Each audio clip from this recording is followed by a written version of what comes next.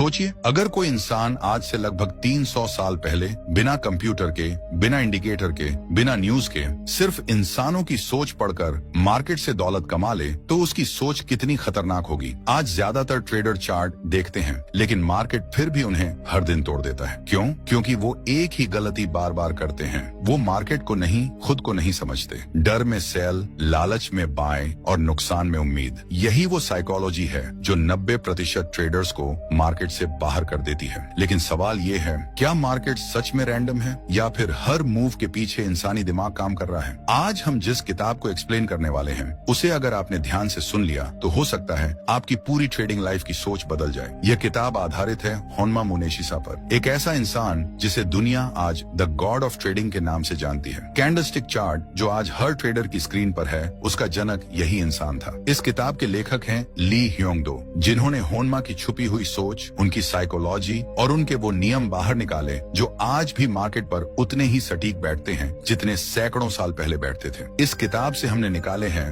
10 बेहद powerful trading rules, और मैं भरोसे से कह सकता हूँ इन रूल्स को सुनने के बाद आप खुद से यही कहेंगे, काश ये बातें मुझे पहले पता होती। तो ऑडियो को ध्यान से सुनिए, क्योंकि यह सिर्फ एक किताब नहीं, यह एक ट्रेडर की सोच बदलने वाली कहानी है। ये अब बढ़ते हैं होन्मा के रूल्स की तरफ। होन्मा मुनेशिसा का पहला रूल ये नहीं कहता कि मार्केट को देखो या चार्ट को समझो या खुद पर कंट्रोल रखो। होन्मा का पहला रूल इससे कहीं ज्यादा खतरनाक है। होन्मा मुनेशिसा का पहला रूल ये कहता है, मार्केट हमेशा गलत समय पर सही दिखता है। जरा इस लाइन को दोबारा सुनिए, मार्केट हमेशा गलत समय पर सही दिखता है। यही वो जगह है जहाँ ज्यादातर लोग फंसते हैं, और यही वो जगह है जहाँ से होन्मा पैसा बनाता था। जब मार्केट ऊपर जा रहा होता है, हर कैंडल हरी होती है, न्यूज पॉजिटिव होती है, लोग मुनाफे की कहानियां सुनाते हैं, तब दिमाग एक ही बात कहता है, अब तो पक्का ऊपर ही जाएगा, और ठीक उसी पल मार्केट पलटता है। होन्मा कहता था, ये कोई इत्तेफाक नहीं है, ये इंसानी दिमाग का जाल है। मार्केट आपको तब सही लगने लगता है जब वो आपको सबसे ज्यादा नुकसान पहुंचाने वाला होता है। सोचिए, अगर मार्केट सच में इतना आसान होता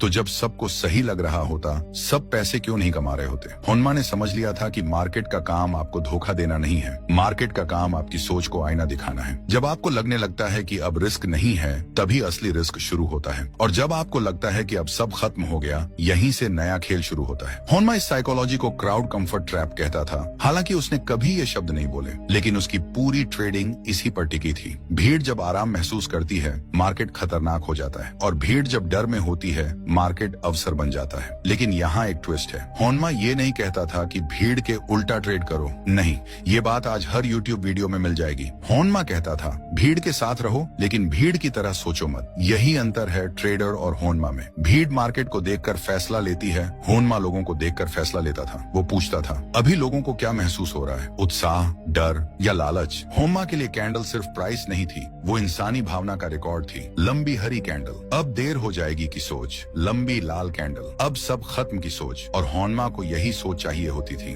क्योंकि जहाँ सोच एक्सट्रीम पर जाती है, मार्केट वहीं से मुड़ता है। ज्यादातर ट्रेडर गलत जगह नहीं हारते, वो सही जगह पर गलत सोच से हारते हैं। जब मार्केट बिल्कुल साफ दिख रहा होता है, होन्मा वहाँ सबसे ज्यादा सावधान हो जाता था। वो कहता था, अगर रास्ता बहुत सीधा दिख रहा है तो समझो जाल बिछा है। और आज भी 90% ट्रेडर यही जाल नहीं देख पाते। वो सोचते हैं इस बार अलग है, लेकिन मार्केट हर बार उसी साइकोलॉजी पर चलता है। होन्मा का पहला रूल आपको ये सिखाता है कि मार्केट में खतरा तब नहीं होता जब सब डर रहे हों, खतरा तब होता है जब सब निश्चिंत हो। अगर आपको लग रहा है कि अब ट्रेड लेना आसान है, तो होन्मा कहता है, रुको। और अगर आपको लग रहा है कि अब कुछ भी समझ नहीं आ रहा, तभी ध्यान दो, क्योंकि मार्केट आपको तब इनाम देता है जब आप कंफ्यूजन में भी सोच पाते हो। होन्मा की सबसे बड़ी ताकत चार्ट नहीं थी, वो था उसका टाइमिंग सेंस। वो इंतजार करता था उस पल का जब मार्केट सबको भरोसा दिला दे, और जैसे ही भरोसा चरम पर पहुंचता, होन्मा समझ जाता अब कुछ बदलने वाला है। ये रूल आपको ट्रेड लेना नहीं सिखाता, ये रूल आपको ट्रेड न लेने की ताकत देता है। और जो ट्रेडर ट्रेड न लेने की कला सीख जाता है, मार्केट उसे खुद बुलाता है। लेकिन यहाँ कहानी खत्म नहीं होती, क्योंकि अगर मार्केट गलत समय पर सही दिखता है, तो सवाल ये है, सही समय को पहचाने कैसे?